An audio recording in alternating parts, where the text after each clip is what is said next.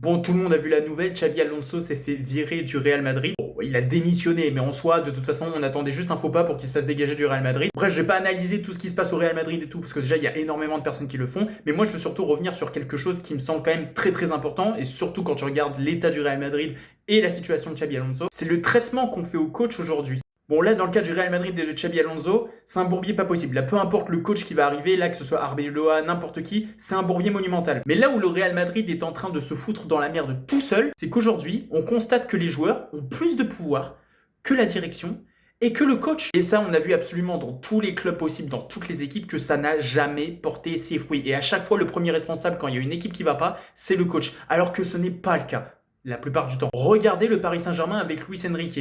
Et même avant, à chaque fois, avec toutes les stars, etc. Bref, les coachs qui se sont succédés, et ça y va. Toutes ces guerres d'ego entre Neymar, Mbappé et tout, c'est parti en cacahuète. Au final, toutes les stars se sont barrées. On a laissé le coach prendre le projet en main.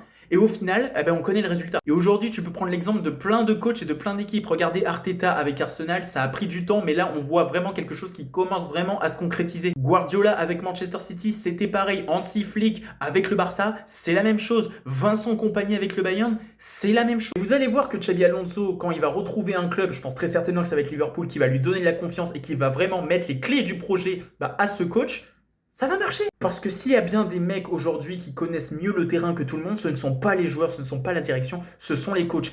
Pas tout le temps évidemment, mais la plupart du temps c'est le cas. Et quand tu as des joueurs qui ne sont pas d'accord avec les stratégies et tout, c'est simple. Personne ne doit être au-dessus de n'importe quel club. Peu importe comment tu t'appelles, peu importe où tu joues, c'est la même chose partout. Personne ne doit être au-dessus du club.